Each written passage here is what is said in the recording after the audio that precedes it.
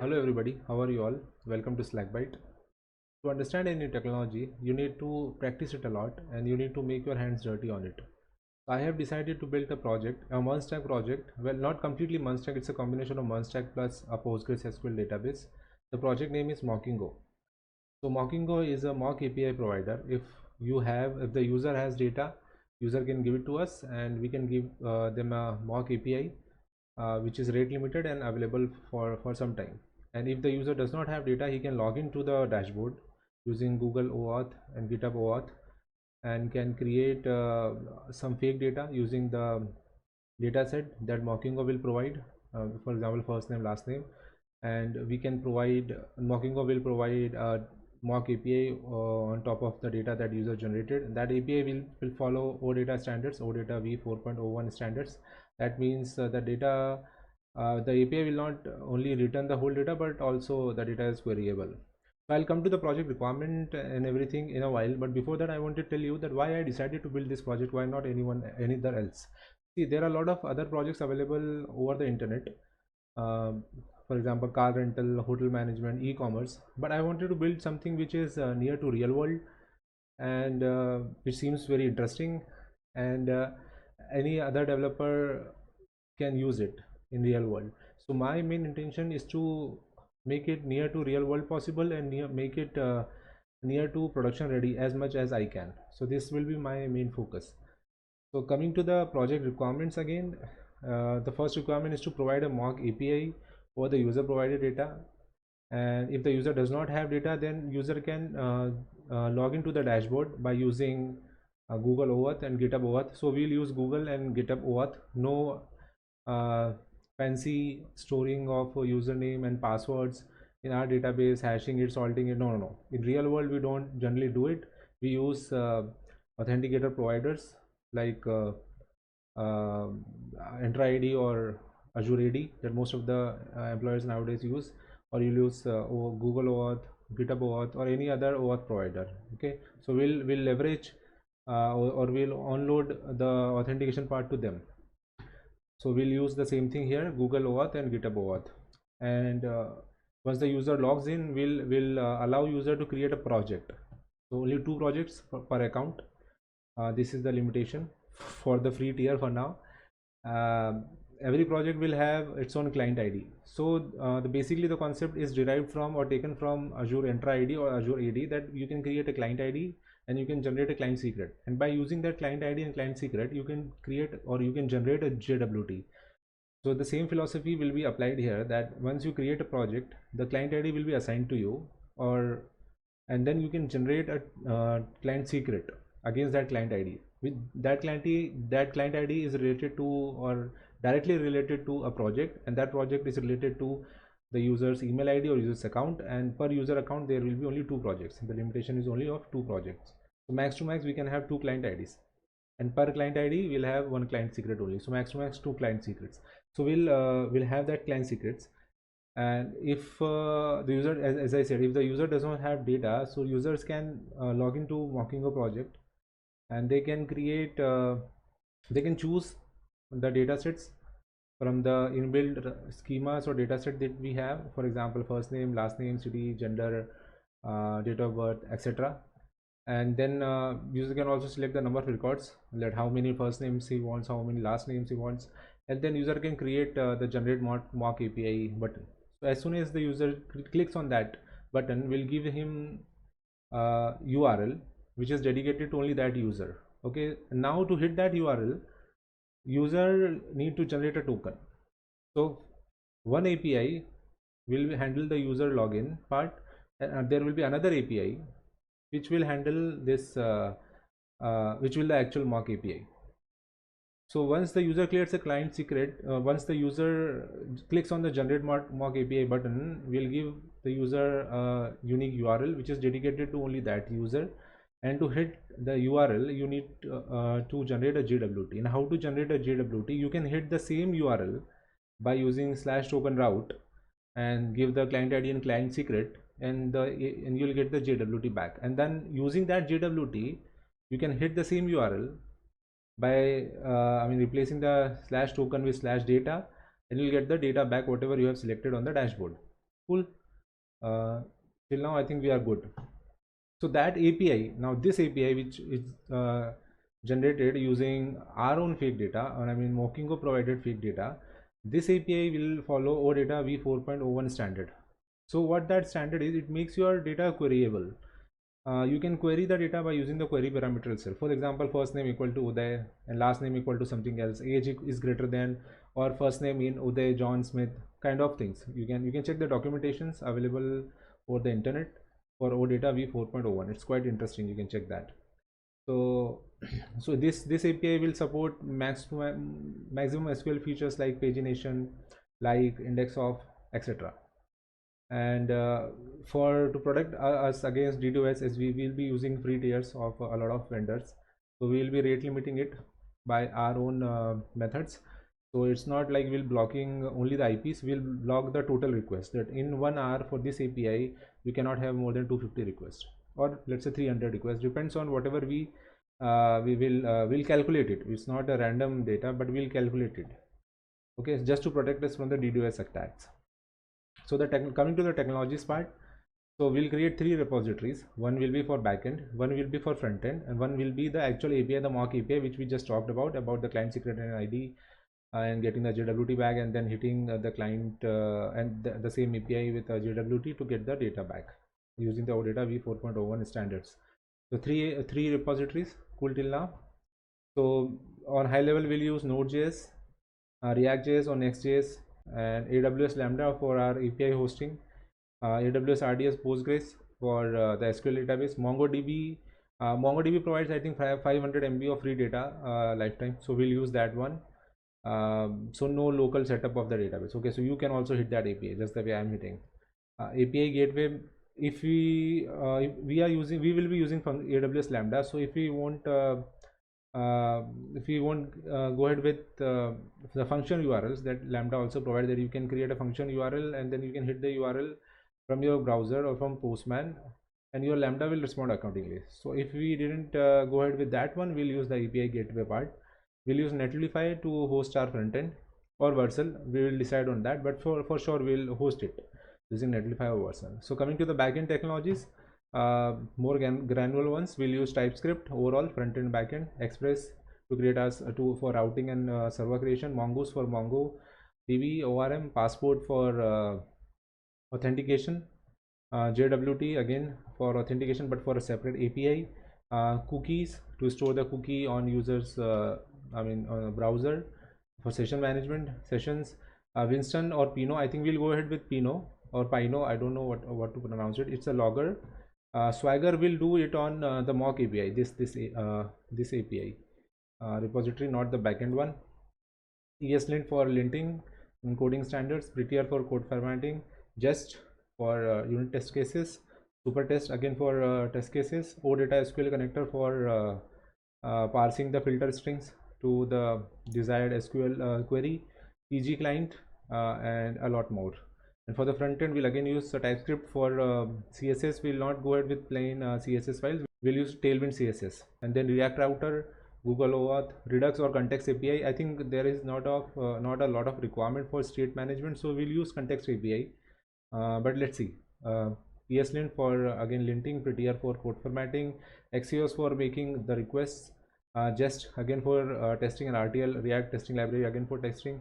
reactquery will use maybe to fetch the data whatever the user has. So what we'll do, we'll provide a tabular format, the data in the tabular format whatever user selects. Once the user logs in and selects or generates a fake data, so whatever user selects, we'll provide it in a tabular format so that user can have a secondary view of the data of whatever he has selected. Whatever data that user is getting back from the API, user can just come back to the portal and cross check whether it is the desired data or not, just to verify its own testing. For that only I think we can use reactquery. Other tools like Vscode, GitHub Actions to deploy the Lambda. I think GitHub Actions again to deploy it on Netlify and Vercel.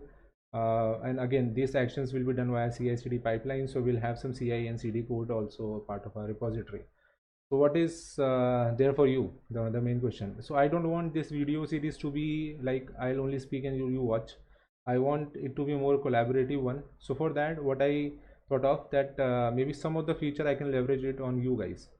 So what you guys can do, you can suggest some new features, or if I let's say while coding I'll get something, okay, now this feature should also be there, but we haven't thought about it during the project gathering phase, and it's better that I'll ask you guys to code it. So what you can do, maybe what I'll do once I'll get any new features from the comment section suggestion or from my own, I'll open an issue on the repository saying that okay, this is the issue, and this issue is nothing but I mean I think it's the best way to track in this way, that I'll open an issue that this feature need to be implemented. So what you guys can do, you can fork my repository. This is the way to contribute to open source, and create a branch in your repository. I mean, you just fork my repository in your account. Now you clone that repository. Now the repository will come to your account, my account to your account once you fork it. So we say a fork of the repository. So you clone it in your local, you create a new branch, and then you do the feature implementation onto that branch, and then push your changes. Now this time the changes will be in your account, but when you come back to my repository, you will be seeing some notification saying you just created a new branch and push some changes. Would you want to create a pull request? So create a pull request there. So as soon as you create a pull request, I'll be notified, or if I won't, then you can use some other ways to notify me that I have created a pull request, but I think I'll be notified. I'll come to that pull request, we'll review your code, and will give my feedback if I found everything well and good. So I'll just push it to the repository. So this will make your open source contribution, and you will be able to see how real world applications, what are the coding standards into that, and this will be helpful for you. So some of the expectations that I wanted to clear, that I won't focus much on the media query part, and if you want it to be working on different devices, you can, again, I'll put it as a feature there. You suggest me, I'll put a feature there, and you code it, then we'll test it together and we'll push it to the main branch. I wanted to put to leverage this section on you guys, so that it will be a good learning for you. Some design decisions can change during the development for sure. Okay, this is what we have decided till now. So let's not waste much of the time, and we'll directly go to our Vscode. But before that, I want to show you, this is the repository, Mockingo backend. I created it. I'll give the link in the comment section, oh sorry, in the description, in the comment section too. You can get it from there. And I want to show you one more thing, that this will be kind of the schema of our React data. Will have company name, first name, last name, street address, Indian city, pin code, gender, boolean, and a lot of things. Let's move on to Vscode. I'm using Prettier. You should also use it. What we'll do, we'll create a Prettier configuration in our repository. So once you have this extension enabled or installed in your Vscode, that extension will read your configuration and will have same coding standards across different developers. That's how we manage it. Okay, so like, we need not to use every time double quotes. We prefer single quote. We like semicolon at the end of our code block. We'll put it there. Okay, now one more setting that I like to show it to you guys is auto save. I think so. I like it a lot. Auto save. So this will save the files for my code block as soon as I change the focus. By focus change, I mean I'll switch between the files. So the focus is changed. I'll switch from file to a terminal, the focus will change, so it will automatically save it for me. There are other options also, like after a certain delay you can save it, or window change. I mean, you switch between Vscode to Google Chrome, it will save it for you. But I like this on focus change because most of the time it happens with me, and I think it happens with some handful of developers also, that they forgot to save their code and they try to run it in from the terminal, then they see their changes and they get panicked. So that's what happened with me a lot of time. So that's why I like this setting a lot, that once I switch from the code block to the terminal, it will automatically save it for me. So in this video, what we'll do, we will install some dev dependencies, Prettier in eslint, and then we'll stop the video, and in the next video we'll do some setup for Express, loggers. Okay, so first thing first, we'll do npm init.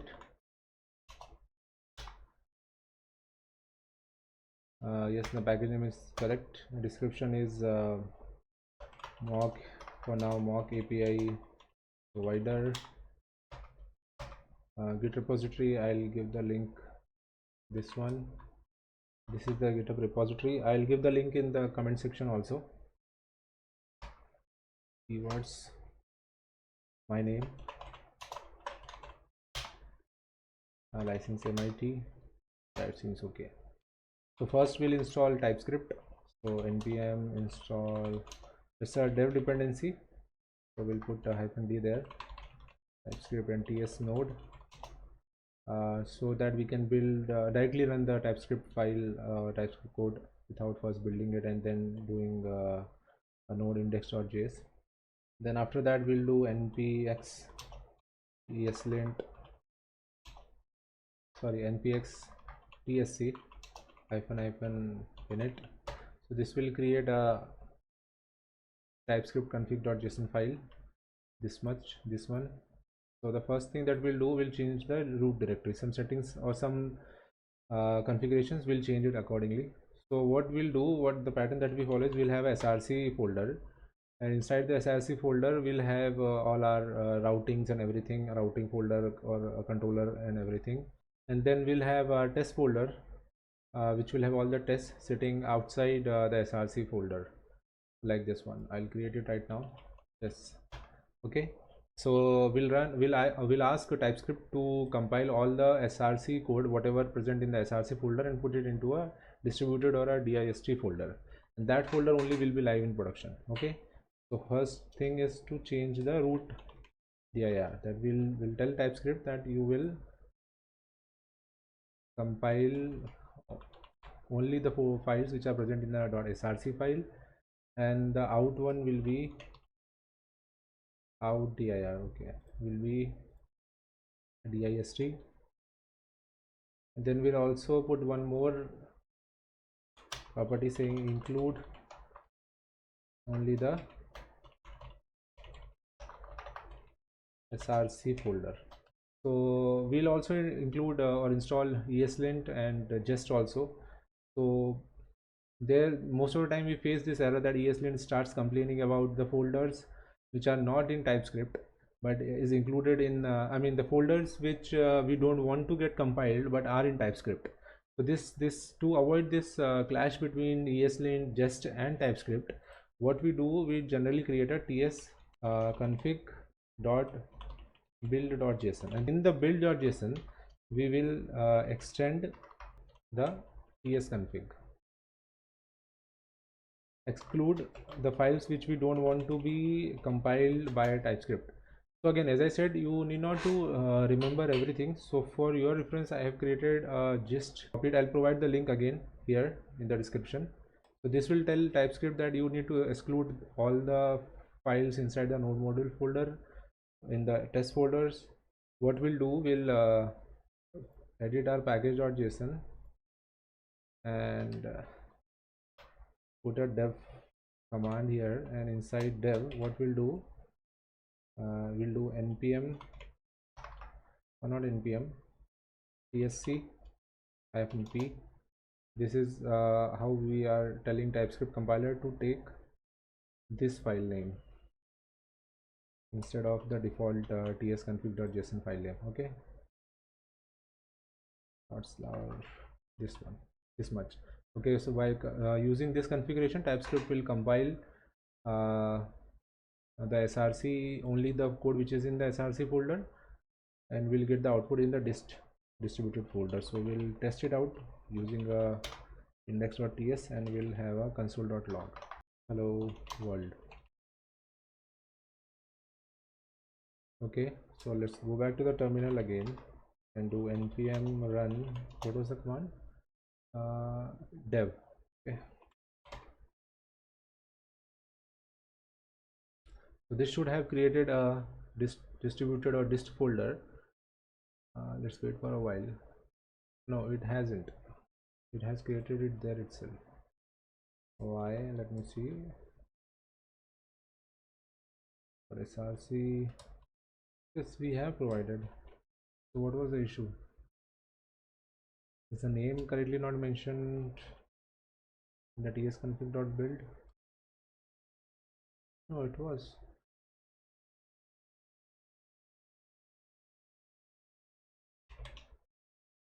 Let's try again. We'll delete this one. Yes.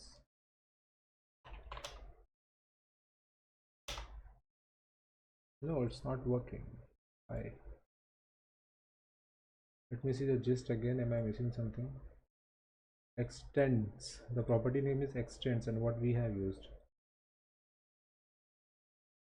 Extend. Okay, extends. See, I would have cut the video here and just moved everything back and told you, okay, this now it's working. But I don't want to do that because I want to show you that okay, these things happen in real world. So if it is happening with you, just be calm and don't panic. That why I have missed that S. I also missed it. Okay, it's been around 10 years for me in the industry and I missed it. Okay, so it's all fair, it's all honestly it's all legal. So otherwise I would have, I mean, just to show you that okay, you know, I am this much years of experience, it doesn't happen with guys like me, and I just cut the video and move it back and just showed you okay, this is working now, but it didn't work, right? The reason it didn't work is because of whatever we have seen. So this comes in real life, so this kind of issues, so don't get panic. Okay, just have faith on your learnings, your concepts, that it should work, you know, it should work, then it should work. And this time it should create a disk folder. Okay, now it has created a disk folder here, and it should have index.js compiled out of the index.ts. So now we want to run this index.js. So what we'll do, we'll after compiling, we'll say node, that's how we run a JavaScript file, right? List slash index.js. So this will compile it first and then run it. So let's try again. Hello world. Okay, hello world. Okay, so now the next part, and before moving to the next part, a good sanity thing is to delete this dist before every build process and then recreate it. Okay, so but TypeScript won't do it for you. So what you do, you can install, and that's what we do always in production, that we install a package called rimraf, npm install rimraf. So what it will do, across different operating system, it will run the delete command. Whatever you tell it to this package, it will delete that folder across. I mean, this is operating system independent. So if it is running on Windows, the same thing will run on Mac or Linux also. So we'll do a clean here, and what this clean do, rimraf will ask rimraf to delete the dist folder. Okay, and before doing the npm build, what we'll do, npm run clean. So first we'll clean, then we'll compile, and then we'll run. npm dev, so it should clean the directory first. Let's see, it is getting removed. Oh yeah, it got removed. Now it should get again created. Yes, and run it. Okay, that's working like a charm. So npm install eslint -d as a dev dependency. It will take a while. As I said, you need not to remember everything, so I put it here. So after your TypeScript is done, you can do npx eslint -init. This command will also install eslint, but we have installed it separately. So but we need to run this command, npm npx eslint -init. So how would I like to use eslint? So I like to eslint to check syntax and to find problems in my code. I'll use JavaScript import export. That is, I think, the most logical option present there. No React, no Vue. Yes, my project uses TypeScript and it runs on Node. Okay, install it. See, it's giving us some warning also. Note that some plugins currently does not support eslint new version v9 yet. I mean, at the creation of this video, at the time of creation creating this video, there is a known issue with the plugins. Okay, so this is not related with what I am doing or with our code. This is something with eslint package, and it is known, and those guys are working on it. So they are asking that if you want to install other libraries also, which we will install, so you will either use --force to install it, otherwise you will get an error, the same peer dependency, not a warning but an error if you install something else. Or you can use override this one property in your package.json to get saved from our future errors. So this is what we'll do. It will put, so again, this thing is not related to the Mockingo project or any development that we do, but generally we do, but this is a known issue with eslint. And if you want to use the latest version which we want to use, so you need to put it there. This config file will tell eslint that you should check my ts files, .js files, and cjs and mjs files present in the src folder. How eslint will know that is present in the src folder? Only by using the typescript config. So that's why we have created this typescript config.build.json. At the time of building you exclude them, but when eslint checks it, eslint will check the ts-config.json. okay, but we want eslinting to not to be done on certain files also. Those certain files are node modules. We want linting or code factoring, refactoring to be done on the code that we write. So that's why we need to tell eslint that we need to, or we want to ignore some folders. What are they? Node modules. Okay, node modules are not our folder, so we should not, eslint should not go there. Distributed one is a generated one. Whatever sits inside the distributed or this folder is the generated one. Now we'll also install prettier. Okay, so npm install prettier for code formatting. Again, it's a dev dependency, so it will take some time. So in between, what we'll do, we'll create a prettier.rc.json file. So this is the config file which prettier reads. So what we are asking prettier is to have a print width of 200 semicolon 2. We like to prefer single quote, and our tab width is of 4. okay, and we also want prettier to ignore some folders. Create a prettier prettier ignore file, and here we'll put node modules package.log.json and distribute, the same that we put in the eslint file. okay, now let's check whether everything is working or not. We'll remove the semicolon, so prettier should put it and should replace this double quotes with single quotes. Okay, now prettier is working, and I think it has picked our config. Yes, prettier has so detected local configuration. Now we'll do one more thing. We'll test eslint. So to test that, there are certain rules in eslint that we follow. That's how we follow code standards. First one is no unused variable. Now there are two things happening, so we'll put double quotes here. Okay, so prettier will run and do the code formatting, and then eslint will ask eslint to run over this file and check whether there is some coding standard linting errors or not as per the predefined rules. So we'll save it, or as I said, the settings that I've shown you on focus change, if I change the focus, it will automatically save it for us. See, it is saved, and now double quotes has been moved to single one, and there are semicolon. Remove it and put it again, the semicolon is here. Okay, working like a magic. So we'll ask eslint. So to ask eslint to do the linting, we'll again go to the package.json. So here in the package.json, we'll do lint. In the linting process, we'll ask eslint to just run. Okay, and then we'll go to our terminal, npm run lint. Now eslint should give us some error saying that you should not okay, now this is the error. City is assigned a value but never used. No unused variable. Eslint again, because first one is city is assigned a value but it's never used, so no unused variable. If you are defining it, you should use it, otherwise you should not define it. Let is never reassigned. The eslint has scanned your code and saw that, so instead of let, you can use const, because if you are not reassigning it, it's better to use const. This is again prefer const error. Then state is again not used anywhere, so you should remove it because there should not be any unused variable.